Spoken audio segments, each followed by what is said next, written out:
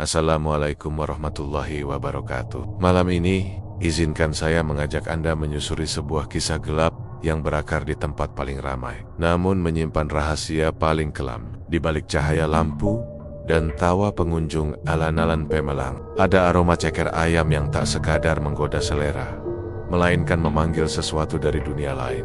Sebuah pesugihan terlarang, perjanjian berdarah, dan tumbal yang perlahan menghilang semuanya berawal dari satu gerobak sederhana yang hanya buka saat tengah malam. Ini bukan sekadar cerita tentang pedagang kaki lima, melainkan tentang harga yang harus dibayar ketika manusia memilih jalan pintas demi kekayaan. Dengarkan baik-baik, karena apa yang terjadi di kisah ini konon belum benar-benar berakhir, dan mungkin aromanya masih bisa Anda cium malam ini. Selamat menyimak. Tak banyak yang berubah di alun-alun Pemalang ketika matahari tenggelam. Lampu-lampu taman menyala kekuningan, angin laut membawa hawa lembab, dan para pedagang kaki lima mulai menata lapak. Namun sejak beberapa bulan terakhir, ada satu gerobak yang selalu mencuri perhatian, bukan karena bentuknya, melainkan karena aroma yang keluar darinya. Gerobak itu sederhana, catnya kusam, rodanya berdecit, dan terpalnya tampak tua. Di bagian depan, tulisan tangan dengan cat merah sudah memudar. Ceker ayam Pak Suro. Ia selalu datang menjelang maghrib dan baru pergi saat jarum jam melewati tengah malam. Anehnya, meski jam sudah larut dan pengunjung alun-alun menyusut, lapaknya justru semakin ramai. Pak Suro adalah pria kurus berusia sekitar 50-an. Wajahnya gelap, seperti selalu tertutup bayangan, matanya cekung, dan senyumnya jarang benar-benar terlihat. Ia jarang berbicara, hanya mengangguk atau menjawab seperlunya. Namun tangannya cekatan saat menyendok ceker dari panci besar yang selalu mengepul, bahkan ketika api di bawahnya tampak kecil dan nyaris padam. Aroma dari panci itulah yang membuat orang-orang datang kembali. Gurih, pedas, namun ada bau lain yang sulit dijelaskan. Bukan bau ayam, bukan pula bau rempah. Beberapa orang menyebutnya amis samar, seperti besi basah atau tanah yang baru digali. Anehnya, bau itu justru membuat perut terasa kosong dan lidah ingin mencicipi lagi. Entah kenapa, habis makan di sini, besoknya pengen lagi, ujar seorang tukang ojek yang hampir setiap malam nongkrong di bangku taman. Padahal banyak yang jual ceker di tempat lain. Tak sedikit yang merasa heran. Pak Suro tak pernah terlihat belanja ayam di pasar pagi. Ia tak pernah membawa karung, tak pernah terlihat menyimpan stok. Setiap sore, gerobaknya sudah siap, panci penuh, kuah mendidih pelan. Dan setiap malam, semuanya habis. Tak ada sisa, tak ada tulang tercecer. Suatu malam, hujan turun deras. Alun-alun nyaris kosong. Pedagang lain memilih pulang, mematikan kompor, dan menutup lapak. Namun gerobak Pak Suro tetap menyala. Lampu minyaknya berpendar temaram, dan uap dari panci menari di udara hujan. Aneh, tak ada satupun tetes air yang seolah menyentuh tutup pancinya. Seorang pemuda bernama Raka, yang kebetulan melintas, berhenti karena mencium aroma itu. Perutnya keroncongan. Ia mendekat, memesan semangkuk. Saat Pak Suro membuka tutup panci, Raka sempat melihat sesuatu bergerak di dalamnya, bukan mendidih karena panas, tapi seperti bergetar pelan, seolah ada yang ingin keluar. Pedas? Tanya Pak Suro singkat. Raka mengangguk. Semangkuk ceker disodorkan. Rasanya memang luar biasa. Lembut, bumbunya meresap hingga ke tulang. Namun di gigitan terakhir, Raka merasakan sensasi dingin menjalar di tengkuknya. Seperti ada yang berdiri tepat di belakangnya, mengawasi setiap kunyahan. Ia menoleh. Tak ada siapa-siapa, hanya bayangan pohon beringin tua di sudut alun-alun, bergoyang pelan diterpa angin malam. Sejak malam itu, cerita-cerita kecil mulai beredar tentang orang yang bermimpi berada di bawah tanah setelah makan ceker Pak Suro, tentang suara langkah kaki di belakang gerobak saat tengah malam, tentang bau kemenyan yang kadang tercium ketika panci dibuka. Namun semua itu tenggelam oleh satu kenyataan: uang Pak Suro mengalir deras. Ia mulai memperbesar lapak, membeli bangku tambahan, bahkan menyumbang untuk acara kampung. Warga menutup mata, memilih percaya bahwa itu semua hanya kebetulan. Tak ada yang tahu, setiap kali jarum jam menunjuk pukul 12 malam, Pak Suro selalu menatap ke arah beringin tua. Bibirnya bergerak tanpa suara, dan dari balik bayangan, sesuatu seolah membalas tatapannya menunggu waktu yang tepat untuk menagih harga. Babak pertama dari kegelapan itu pun dimulai. Diam-diam, di tengah hiruk-pikuk alan-alan Pemalang yang tampak biasa saja. Sejak malam hujan itu, perubahan hidup Pak Suro tak lagi bisa disembunyikan. Gerobaknya yang dulu reot kini diganti dengan yang lebih besar, mengilap, meski tetap tanpa merek pabrik. Panci cekernya bertambah 2, bangku pelanggan makin banyak, dan setiap sore selalu ada orang yang sudah mengantre sebelum ia datang. Anehnya, Pak Suro tetap datang sendirian. Tak pernah ada karyawan, tak pernah ada keluarga yang menemani. Ia mendorong gerobaknya dari arah yang sama, setiap sore dari balik deretan pepohonan gelap di sisi barat alun-alun. Tak seorang pun pernah benar-benar melihat dari mana ia berangkat. Warga sekitar mulai menghitung-hitung. Dalam semalam, penghasilan Pak Suro bisa melebihi pedagang lain dalam seminggu. Uang tunai selalu penuh di kalengnya. Namun yang membuat orang bergidik bukan jumlahnya, melainkan waktunya. Gerobak itu tak pernah tutup sebelum tengah malam, dan justru paling ramai saat jarum jam mendekati pukul 12. Kayak nunggu sesuatu, gumam seorang pedagang kopi yang lapaknya tak jauh dari sana.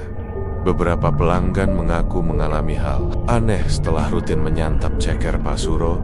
Ada yang bermimpi berjalan di tempat gelap penuh lumpur sambil memegang kaki-kaki dingin. Ada yang terbangun tengah malam karena mencium bau kuah ceker di dalam kamarnya. Bahkan ada yang bersumpah mendengar suara tulang diremuk tepat di dekat telinganya, padahal ia tidur sendirian.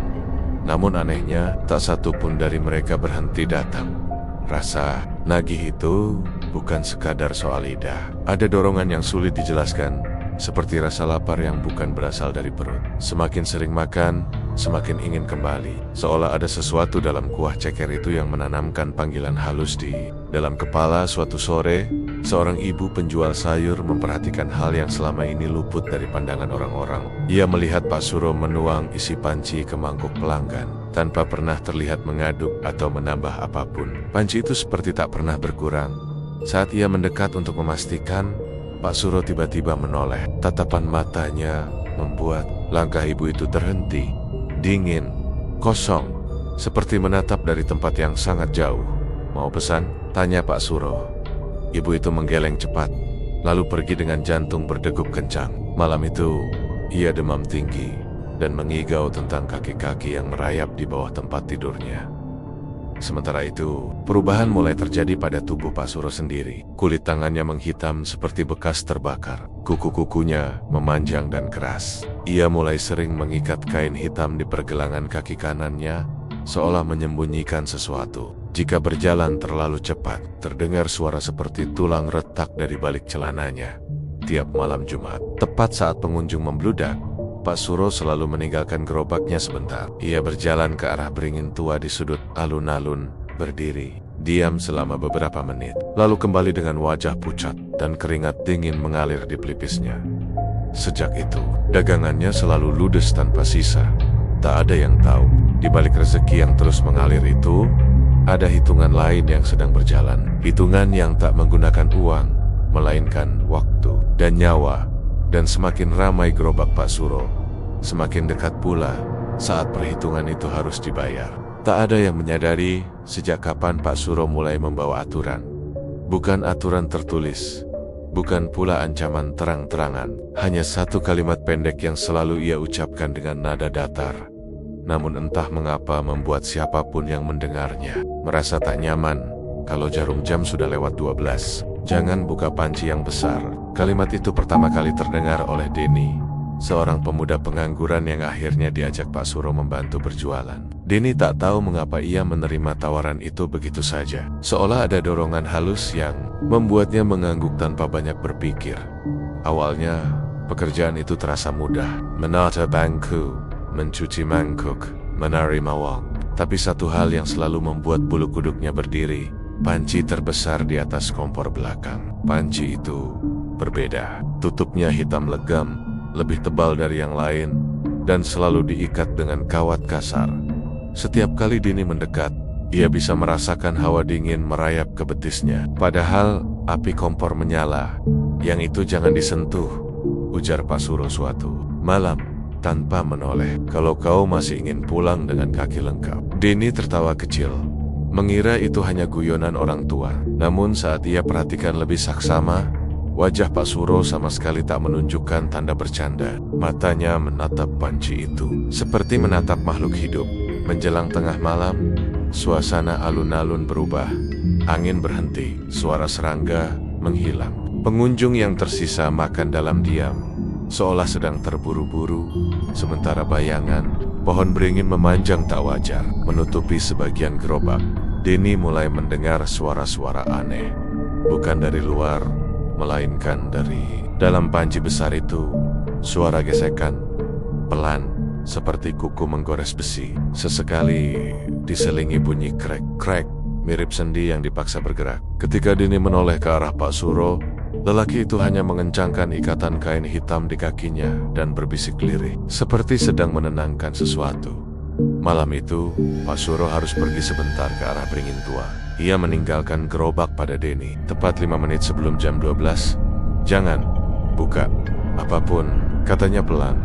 Sebelum menghilang di antara bayangan, waktu terasa berjalan lambat. Suara dari panci semakin jelas. Tutupnya bergetar halus. Kawat pengikatnya menegang, seolah ada tekanan dari dalam. Denny menelan ludah. Keringat dingin mengalir di punggungnya. Rasa penasaran akhirnya mengalahkan rasa takut. Dengan tangan gemetar, Denny menyentuh kawat itu. Panas. Bukan panas api melainkan panas seperti kulit yang demam. Saat ia hendak mundur, tutup panci itu terangkat sedikit sendiri. Denny membeku. Dari celah itu, ia melihat sesuatu yang membuat napasnya tersangkut di tenggorokan. Bukan ceker ayam. Di dalam panci itu ada kaki-kaki hitam, kurus dengan kuku panjang, melengkung. Kulitnya mengelupas, basah oleh kuah merah gelap. Salah satu kaki itu bergerak, menekuk perlahan, seolah sedang mencoba berdiri. Lalu terdengar bisikan serak dari dalam panci, "Masih kurang." Denny terjatuh ke belakang, menjerit. Pada saat yang sama, Pak Suro kembali. Wajahnya pucat, matanya merah, dan napasnya tersengal. Tanpa berkata apapun, ia menutup panci itu kembali, mengikat kawatnya lebih kencang. Gerobak tiba-tiba sunyi. Pelanggan yang tadi ada mendadak menghilang, seolah tak pernah ada. Pak Suro menatap. "Denny, lama kau sudah melihatnya," katanya pelan. "Sekarang kau tahu kenapa dagangan ini tak pernah sepi." Sejak malam itu, Denny tak pernah lagi terlihat di alun-alun. Ada yang bilang ia pulang kampung. Ada pula yang mengatakan ia ditemukan linglung di pinggir sawah. Kakinya penuh bekas lebam, seperti bekas pegangan jari-jari keras. Sementara itu, Pak Suro kembali berjualan seperti biasa. Namun sejak larangan itu dilanggar, suara dari dalam panci tak lagi mau diam. Dan sesuatu di bawah beringin tua mulai menagih lebih cepat. Tak banyak yang berani mendekati beringin tua di sudut barat alun-alun Pemalang. Pohon itu sudah ada sejak lama, lebih tua dari sebagian besar bangunan di sekitarnya. Akar-akarnya menyembul ke permukaan tanah seperti urat nadi raksasa, dan batangnya dipenuhi kain-kain lusuh yang entah siapa memasangnya. Siang hari tampak biasa, namun malam hari bayangannya tak pernah mengikuti arah cahaya lampu taman.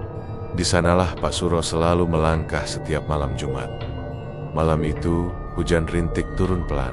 Jam menunjukkan pukul 12:10 ketika Pak Suro berdiri tepat di hadapan beringin. Ia melepas kain hitam yang selama ini melilit kakinya. Bau busuk langsung menyebar, bau daging lama yang bercampur tanah basah. Di pergelangan kakinya, kulitnya mengelupas, memperlihatkan bekas cekikan yari-yari besar yang tak mungkin milik manusia. Pak Suro berlutut. Ia menancapkan 3 batang ceker ayam ke tanah, membentuk segitiga. Lalu, dari kantong kain lusuh ia mengeluarkan mangkuk kecil berisi kuah merah gelap, kuah yang sama dari pancinya. Saat kuah itu disiramkan ke akar beringin, tanah langsung menghitam dan berdesis pelan. "Ampun, masih kurang?" bisik Pak Suro dengan suara bergetar. Angin mendadak berhenti. Daun-daun beringin tak lagi bergerak. Dari balik akar terbesar, terdengar suara napas berat, seperti dada besar yang dipaksa menghirup udara sempit. Lalu sesuatu muncul, bukan sepenuhnya berwujud, hanya bayangan hitam pekat dengan tanduk melengkung ke belakang. Kakinya terbalik, dan perutnya membuncit seperti dipenuhi sesuatu yang bergerak di dalam. Matanya merah, menatap lurus ke arah Pak Suro tanpa berkedip. "Kau terlambat." Suara itu terdengar langsung di kepala Pak Suro, bukan di telinganya. Pak Suro menunduk lebih dalam, keningnya menyentuh tanah. Dagangan selalu habis, tak pernah sepi. Seperti janji Tuan, bayangan itu mendekat. Tanah di sekitarnya retak halus. Akar-akar beringin bergerak seperti ular hidup. Salah satu kakinya menginjak tanah, tepat di depan wajah Pak Suro. "Aku beri kau rasa," katanya. "Aku beri." Manusia-manusia itu ketagihan, tapi kau lalai. Bayangan itu mengangkat satu tangan. Dari telapak hitamnya, jatuh sesuatu ke tanah, sebuah ceker. Namun ukurannya sebesar kaki manusia, dengan kuku panjang dan hitam. "Mulai sekarang," lanjutnya, "bukan hanya yang tersesat, bukan hanya yang tak punya siapa-siapa." Pak Suro tersentak, napasnya memburu. "Tuan, mohon, jangan orang sekitar." Tawa rendah menggema dari balik batang beringin. "Kau ingin kaya, kau ingin tak pernah kekurangan. Harga tak pernah berubah, hanya naik." Bayangan itu lalu memudar, menyatu kembali dengan gelap di bawah pohon. Angin kembali berembus, namun kini membawa bau amis yang jauh lebih pekat. Pak Suro terduduk lemas, tangannya gemetar saat mengambil ceker besar itu dan memasukkannya ke dalam kantong kain. Dari dalam tanah terdengar suara seperti banyak kaki yang merayap, menjauh, dan menyebar. Keesokan malamnya, dagangan Pak Suro kembali ludes lebih cepat dari biasanya. Pelanggan makan dengan lahap, tanpa menyadari bahwa kuah di mangkuk mereka lebih kental, lebih gelap. Dan di antara keramaian itu, seorang anak kecil yang biasa mengamen di sekitar alun-alun tak pernah pulang malam itu. Di bawah beringin tua, tanah tampak seperti baru digali. Perjanjian telah diperbarui, dan mulai saat itu, ceker yang dijual Pak Suro bukan lagi milik ayam. Sejak malam hilangnya anak pengamen itu, ada sesuatu yang berubah pada rasa ceker Pak Suro. Bukan berubah menjadi lebih enak, justru sebaliknya. Rasanya semakin dalam, semakin menekan lidah dan pikiran, seperti ada beban yang ikut tertelan bersama. Setiap suapan, para pelanggan mulai mengalami hal-hal yang sama. Satu, mereka mengeluh tanpa saling menyadari keterkaitannya. Seorang sopir angkot terbangun tiap pukul 3 dini hari dengan mulut penuh air liur dan bau kuah ceker yang menyengat. Ia bermimpi duduk melingkar bersama orang-orang tanpa wajah, mengunyah koki-koki hitam yang tak habis-habis. Seorang mahasiswi yang sering makan di sana mengaku kukunya menghitam dan nyeri, seolah tumbuh dari dalam daging. Seorang bapak tua mendadak lumpuh, sementara pada kakinya dokter tak menemukan penyebab apapun. Namun yang paling mengerikan dialami oleh Raka, pemuda yang pertama kali makan ceker Pak Suro di malam hujan itu kembali lagi, didorong rasa rindu yang tak masuk akal. Malam itu alun-alun ramai, tawa terdengar, lampu menyala terang. Segalanya tampak normal, terlalu normal. Raka duduk, memesan seperti biasa. Saat mangkuknya datang, ia terdiam. Salah satu ceker di mangkuknya tampak berbeda, lebih besar. Kulitnya keriput, dengan lepotan-lepotan yang tak seharusnya ada pada kaki ayam. Raka mengira itu hanya imajinasinya. Ia menyuapkan perlahan. Saat giginya menekan tulang, terdengar bunyi krek yang terlalu keras seperti sendi manusia. Sekejap itu juga, dunia di sekelilingnya senyap. Raka melihat mangkuknya dipenuhi koki-koki manusia kecil, terpotong di pergelangan dengan kuku hitam panjang. Kuahnya berubah merah gelap, mengental seperti darah tua. Dari dasar mangkuk, sebuah mata terbuka, menatap lurus ke arahnya. Raka menjerit dan menjatuhkan mangkuk. Suara pecahan itu membuat semua orang menoleh. Namun yang mereka lihat hanyalah ceker ayam biasa tumpah ke tanah. Tak ada darah, tak ada mata. Pak Suro menatap Raka lama. Senyumnya tipis, nyaris iba. "Kalau tak kuat, jangan makan lagi," katanya pelan. Raka lari malam itu. Ia muntah berkali-kali di pinggir alun-alun. Namun sejak kejadian itu, ia tak bisa berhenti merasakan rasa kunyah di mulutnya. Bahkan saat makan nasi, ia merasa sedang menggigit tulang. Bahkan saat tidur, rahangnya bergerak sendiri seperti sedang mengunyah sesuatu yang tak terlihat. Sementara itu, warga mulai menyadari satu hal yang tak bisa dijelaskan logika. Setiap kali seseorang sakit parah atau mengalami kejadian aneh setelah makan ceker Pak Suro, dagangan malam itu selalu habis lebih cepat. Dan setiap kali ada kabar orang hilang anak jalanan, pemabuk, pengemis yang biasa tidur di sekitar alun-alun malam berikutnya, aroma ceker Pak Suro terasa lebih tajam, lebih menggoda. Beberapa pedagang mulai mereka memperhatikan cara Pak Suro mengambil bahan. Suatu malam, salah seorang dari mereka melihat Pak Suro membuka kantong kain di bawah gerobaknya. Di dalamnya bukan ayam, bukan tulang, melainkan sesuatu yang dibungkus daun pisang. Bergerak pelan, seperti masih hidup. Pedagang itu jatuh sakit keesokan harinya. Kakinya membengkak dan menghitam, seolah membusuk dari dalam. Sebelum pingsan, ia berteriak bahwa ada yang menarik kakinya ke bawah tanah. Desas-desus pun menyebar tentang ceker setan, tentang pesugihan, tentang beringin tua yang kembali meminta makanannya. Namun seperti biasa, ketakutan kalah oleh rasa nagih.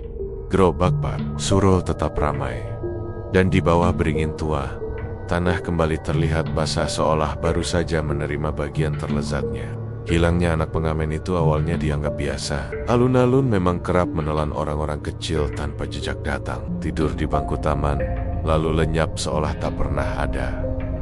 Namun kali ini berbeda. Namanya Bayu, usia sekitar 10 tahun, dikenal oleh hampir semua pedagang. Ia sering membantu membersihkan meja, menyalakan lampu, dan sebagai gantinya diberi semangkuk makan hangat. Terakhir kali Bayu terlihat, ia duduk tak jauh dari gerobak Pak Suro, memandangi panci besar dengan mata berbinar. "Pak, boleh minta kuahnya aja?" katanya polos. Pak Suro menatapnya lama, terlalu lama untuk sekadar menimbang jawaban. Lalu, ia menyendokkan kuah ke mangkuk kecil dan menyerahkannya tanpa sepatah kata pun. Bayu meminumnya sampai habis. Malam itu, ia tak pernah kembali ke tempat tidurnya di bangku taman. Keesokan paginya, seorang petugas kebersihan menemukan sesuatu di dekat beringin tua, sebuah sandal jepit kecil, basah lumpur, dengan bekas hitam seperti terbakar di talinya. Tak ada darah, tak ada tanda perkelahian, hanya tanah yang tampak lebih gembur dari biasanya, seperti baru ditutup tergesa-gesa. Sejak hari itu, suasana alun-alun berubah. Bukan berubah menjadi sepi, justru semakin ramai. Gerobak Pak Suro diserbu orang sejak maghrib. Antrean mengular, orang-orang makan dengan wajah kosong, nyaris tanpa berbicara. Sendok beradu dengan mangkuk terdengar ritmis, seperti upacara yang diulang setiap malam. Namun di sela keramaian itu, ada ketakutan yang merayap pelan. Beberapa pedagang mulai kehilangan pelanggan. Ada yang lapaknya roboh sendiri, ada yang kompor gasnya meledak tanpa sebab. Seorang penjual kopi tua bersumpah melihat Bayu berdiri di belakang Pak Suro suatu malam, wajahnya pucat, matanya hitam pekat, kakinya menyeret tanah sebelum menghilang ke balik asap panci. Pak Suro sendiri mulai berubah drastis. Ia tak lagi duduk, ia berdiri terus sepanjang malam, seolah kakinya tak bisa lagi ditekuk. Jika diperhatikan, gerakannya kaku, seperti orang yang belajar berjalan ulang. Dari balik celana panjangnya, sesekali terdengar bunyi krek pelan, seperti tulang yang digeser paksa. Kain hitam di pergelangan kakinya kini selalu basah. Bau busuk semakin sulit disembunyikan. Bukan bau ceker, melainkan bau bangkai lama yang bercampur tanah dan darah kering. Namun anehnya, para pelanggan seolah tak menciumnya. Mereka makan lahap, menyedot kuah sampai tetes terakhir. Suatu malam Jumat Kliwon, hujan turun tanpa petir. Alun-alun diselimuti kabut tipis. Jam menunjukkan pukul 11:50 ketika seorang pemuda bernama Arif, mahasiswa yang sedang meneliti kisah urban legend lokal, datang dengan perekam suara di sakunya. Ia telah mendengar tentang Bayu, tentang sandal, tentang panci. Arif duduk, memesan satu porsi, namun tak menyentuhnya. Ia melihat Pak Suro sesekali melirik ke arah beringin tua. Ia melihat bayangan di bawah gerobak bergerak berlawanan arah dengan tubuh Pak Suro. Dan yang paling membuat napasnya tercekat, ia melihat satu mangkuk tambahan diletakkan Pak Suro di tanah, tepat di belakang gerobak. Tak ada yang memesan mangkuk itu. Saat jarum jam tepat menunjuk pukul 12, angin mati total, kabut menebal, lampu taman berkedip. Para pelanggan mendadak berhenti makan serempak, menunduk, seolah mendengar aba-aba yang sama. Dari arah beringin tua, terdengar suara langkah kecil berlarian. Arif menoleh. Bayu berdiri di sana. Tubuhnya kurus, bajunya compang-camping, tapi kakinya tidak menyentuh tanah. Di pergelangan kakinya, tampak bekas cekikan hitam, persis seperti yang ada di kaki Pak Suro. Bayu berjalan mendekat. Matanya tak berkedip, mulutnya terbuka sedikit, meneteskan cairan hitam kental. Ia berhenti di belakang gerobak. Pak Suro mengambil mangkuk kosong itu, menyendok sesuatu dari panci besar, bukan ceket, melainkan sepotong kaki kecil, masih lengkap dengan jari-jari. Ia meletakkannya di mangkuk dan mendorongnya ke arah Bayu. "Jatahmu," bisik Pak Suro lirik. Bayu tersenyum, senyum yang terlalu lebar untuk wajah sekecil itu. Arif gemetar. Tangannya refleks menyalakan perekam. Namun sebelum ia sempat bangkit, Pak Suro menoleh ke arahnya. Tatapan mereka bertemu. Untuk sesaat, Arif melihat apa yang sebenarnya. Berdiri di balik tubuh Pak Suro bayangan hitam besar, bertanduk, dengan kaki terbalik, menempel di punggungnya seperti parasit raksasa. "Pergi," kata Pak Suro pelan. Suaranya bercampur suara lain yang jauh lebih dalam. "Ini bukan untukmu." Arif lari malam itu. Ia tersandung, jatuh, dan perekamnya terlepas. Saat ia berani kembali pagi harinya, perekam itu ditemukan hancur, namun satu rekaman tersisa. Suara kunyahan, tawa anak kecil, dan bisikan berat yang berkata, "Satu sudah masuk." Masih banyak. Sejak malam Jumat Kliwon itu, tak ada lagi anak jalanan yang berani tidur di alun-alun. Dan setiap kali satu orang tak pernah pulang ke rumahnya, gerobak Pak Suro selalu buka lebih awal. Tumbal pertama telah diambil, dan yang berikutnya tak harus orang asing lagi. Hilangnya Bayu bukan lagi sekadar bisik-bisik warung kopi. Rekaman Arif meski rusak cukup untuk membuat beberapa orang terjaga semalaman. Suara kunyahan yang tak wajar, tawa anak kecil yang terdengar jauh namun jelas, dan bisikan berat yang seperti datang dari perut bumi. Semuanya beredar dari ponsel ke ponsel, diperdengarkan dengan volume paling kecil, seolah takut ada yang ikut mendengar. Warga mulai resah.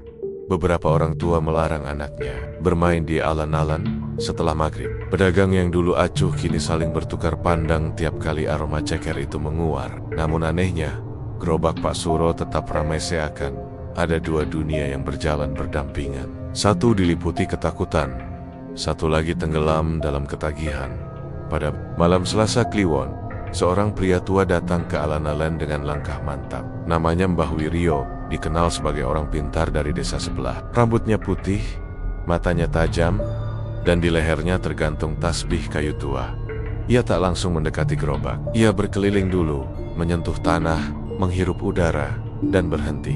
Lama di bawah beringin tua, wajahnya mengeras. "Sudah lama dibiarkan," gumamnya. "Akar di sini bukan cuma minum air." Malam itu, Mbah Wiryo duduk berhadapan dengan Pak Suro, memesan satu porsi.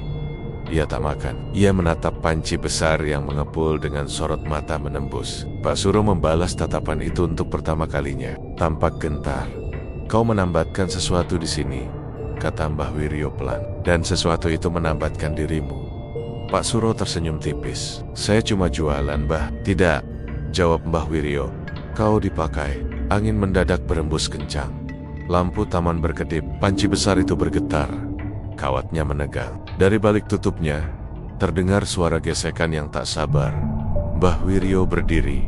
Ia menepukkan telapak tangannya ke tanah. Cukup. Sekejap, alun-alun sunyi. Pelanggan terdiam. Sendok berhenti di udara. Bayangan beringin memanjang, menutup gerobak seperti selubung. Dari tanah di sekitar akar, muncul garis-garis hitam, membentuk pola lingkaran tua bekas ritual yang berulang kali diperbarui. "Perjanjianmu cacat," lanjut Mbah Wiryo. "Tumbal anak kecil tak pernah menutup hutan. Kau tahu itu." Wajah Pak Suro berubah. Kulitnya menegang, urat lehernya menonjol. Dari balik celananya terdengar bunyi krek lebih keras. Ia mundur selangkah, lalu dua. Di belakangnya, bayangan hitam besar merambat naik, menempel di punggungnya. Bau amis menyeruak tajam. "Jangan campur urusan ini." Suara Pak Suro bercampur suara lain lebih dalam, lebih tua. "Ini tanah kami." Mbah Wiryo mengeluarkan segenggam garam kasar dan menaburkannya ke tanah. Asap tipis mengepul. Dari panci, Terdengar jeritan tertahan. Sesuatu menghantam tutup dari dalam. Namun sebelum Mbah Wiryo melanjutkan, seorang perempuan menjerit dari sisi lain. Alun-alun, semua menoleh. Seorang ibu terjatuh, memegangi kakinya. Kulit betisnya menghitam cepat, seperti membusuk dalam hitungan detik. Ia baru saja menghabiskan semangkuk ceker. Tarikannya kuat, desis Mbah Wiryo. Kau sudah terlalu banyak memberi makan. Kekacauan pecah, pelanggan berhamburan, beberapa pingsan. Dalam keributan itu, Pak Suro mendorong gerobaknya mundur menuju beringin tua. Tanah di bawah rodanya melunak, seolah menyambut. Panci besar itu mendidih liar, tutupnya terangkat sedikit. Dari celah, tampak kaki-kaki hitam bergerak serempak. Mbah Wiryo mengejar, mengucap doa dengan suara bergetar. Ia menancapkan tongkat kayunya ke tanah, tepat di antara gerobak dan akar beringin. Tanah, bayangan hitam meraung suara yang tak terdengar oleh telinga, tapi menghantam dada. Kalau kau teruskan, teriak Mbah Wiryo, yang diambil bukan lagi yang tersesat, keluargamu. Pak Suro berhenti, napasnya tersengal. Untuk sesaat, bayangan di punggungnya terlepas, menjulang berdiri sendiri bertanduk, berkaki terbalik, perutnya bergolak, matanya merah, menatap Mbah Wiryo dengan kebencian purba. Aku lapar, katanya. Dan kota ini membiarkanku lapar. Dengan satu hentakan, bayangan itu menyatu kembali ke tubuh Pak Suro.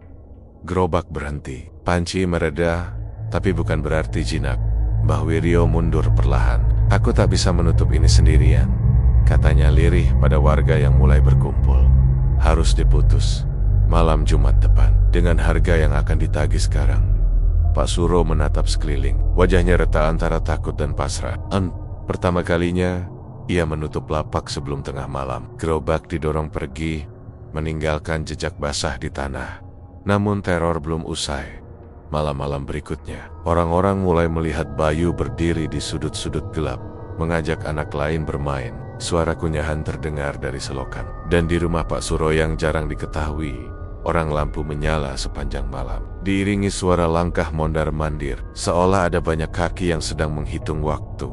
Perburuan kebenaran telah dimulai, dan yang diburu bukan hanya makhluk di bawah beringin, melainkan harga terakhir yang harus dibayar Pak Suro.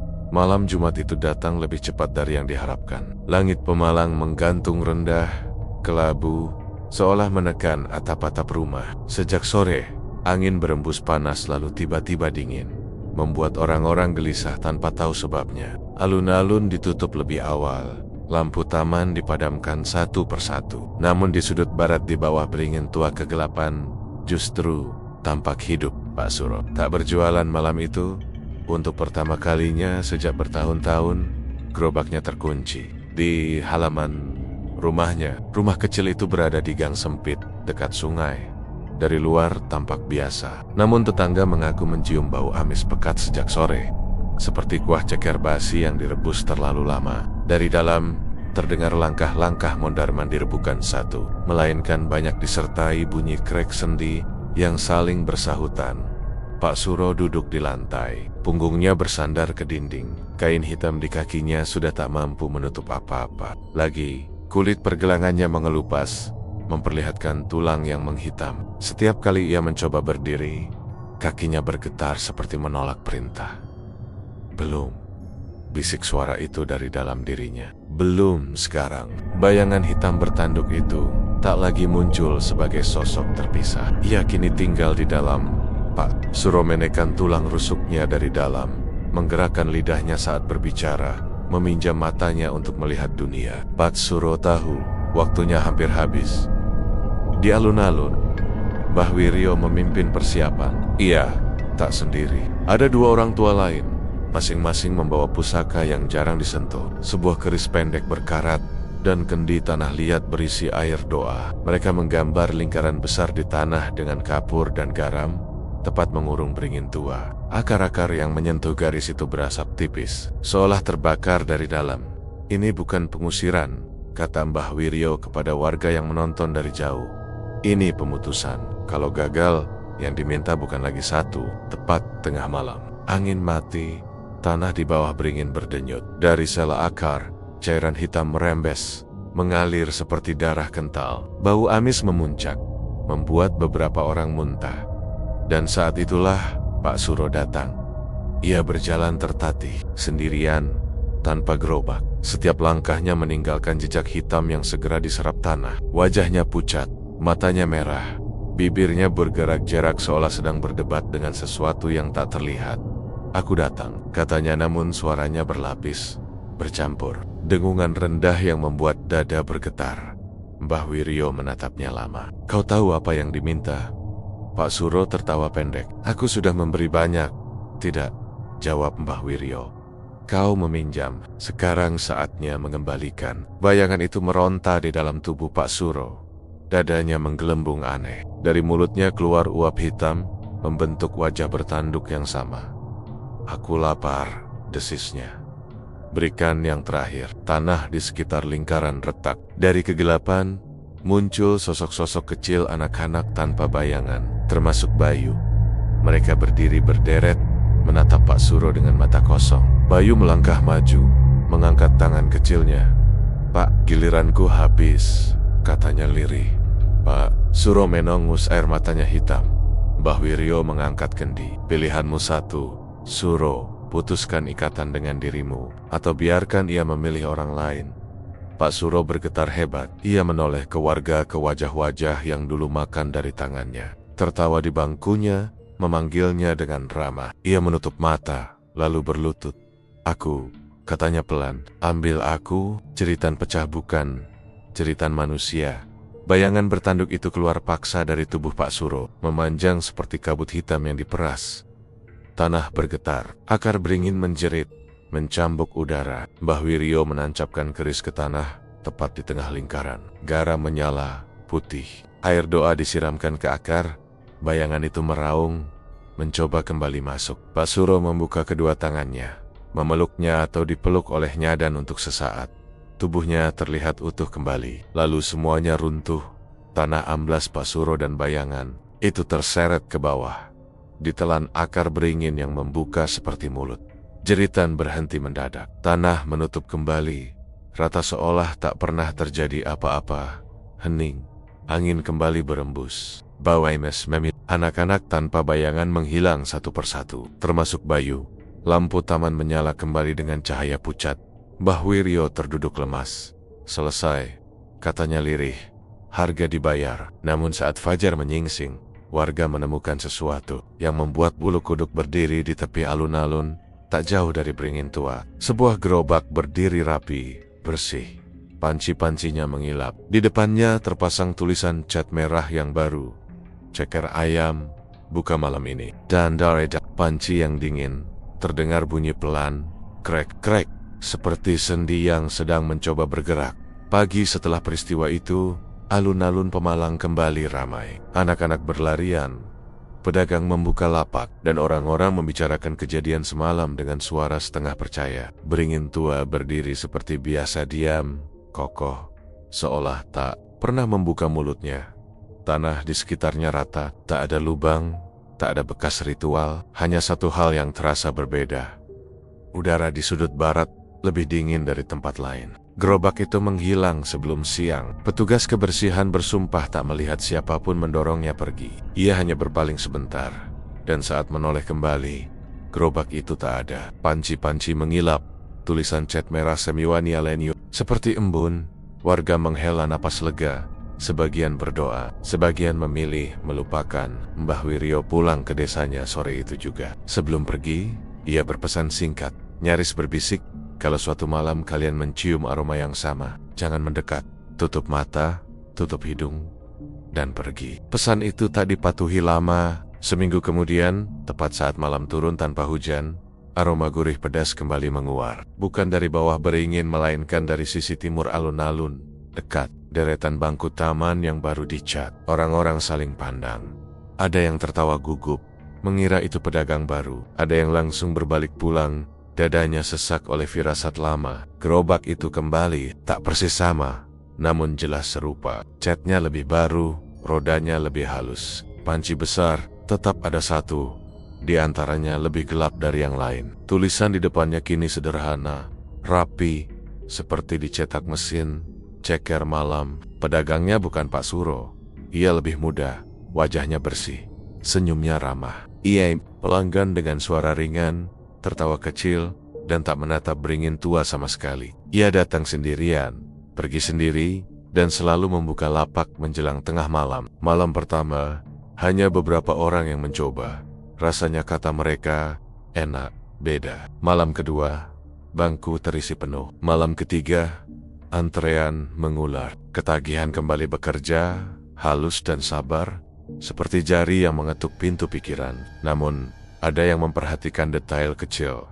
Bayangan pedagang itu tak selalu mengikuti geraknya. Kadang tertinggal setengah detik, kadang memanjang ke arah yang salah. Dan di saat tertentu tepat, ketika jam menunjukkan pukul 12, bayangan itu tampak berkaki terbalik. Seorang anak kecil baru pindahan terlihat berdiri terlalu dekat dengan panci besar. Ia menatap uap yang mengepul, matanya kosong, bibirnya bergerak pelan seperti menghafal rasa. Ibunya menariknya menjauh, jantung berdebar. Saat itu, ia bersumpah mencium bau tanah basah dan besi tua, bau yang sama seperti cerita lama. Di rumah-rumah sekitar alun-alun, mimpi buruk mulai kembali. Orang-orang bermimpi mengunyah sesuatu yang keras dan dingin. Beberapa terbangun dengan rahang pegal. Beberapa mencium bau kuah di kamar mandi. Seorang lelaki tua terjatuh. Saat bangun malam kakinya kaku, seperti baru dipeluk lama oleh tangan yang kuat. Tak ada anak yang menghilang. Belum. Pada suatu malam yang sunyi, seorang pengunjung terakhir melihat pedagang baru itu menutup lapak lebih awal. Ia menatap ke arah beringin tua untuk pertama kalinya, lalu menanduk, seolah mendengar perintah. Saat ia mengangkat panci besar, terdengar bunyi pelan dari dalam krek. Krek, bukan mendidih, melainkan menggerakkan sendi. Besok, bisik pedagang itu pada pancinya. Kita buka lebih ramai. Angin berembus, daun beringin berdesir, meski tak disentuh cahaya lampu. Akar-akar tua menggeliat sedikit, lalu diam kembali. Di Tempot Lane, jauh dari alun-alun, Mbah Wiryo terbangun dari tidurnya dengan dada sesak. Ia duduk, menatap kegelapan, dan beristighfar pelan.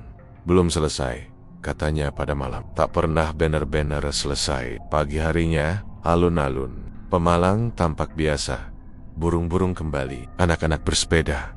Tak ada yang menyebut nama Pak Suro lagi. Tak ada yang mengingat Bayu dengan jelas. Wajahnya memudar di ingatan, seperti foto lama yang pudar warnanya. Namun setiap kali malam mendekat, dan aroma ceker yang terlalu menggoda itu kembali menguat, satu pertanyaan selalu berbisik di antara langkah orang-orang. Apakah pesugihan itu telah berakhir, atau hanya berganti tangan? Di sudut alun-alun, panci besar itu mengepul pelan, dan di dalamnya sesuatu tersenyum, menunggu gigitan berikutnya.